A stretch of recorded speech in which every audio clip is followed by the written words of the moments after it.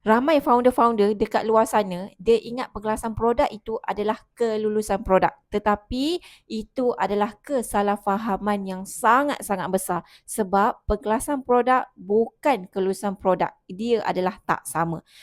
Tujuan pergelasan produk dibuat di bawah NPRA adalah untuk menentukan kategori produk tersebut. Yang mana kita nak tahu kategori, so senanglah kita nak tahu department mana, unit mana di bawah KKN yang mana kita boleh dapatkan pendaftaran produk yang sebenar.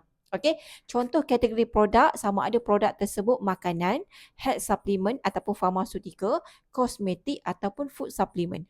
Okey, bila kita dah tahu kategori, so senanglah kita nak pergi dekat department mana untuk dapatkan pendaftaran yang betul ataupun kelulusan produk tersebut sebelum kita pasarkan produk tersebut. Kalau you all suka video ni, jangan lupa untuk follow, komen dan juga share.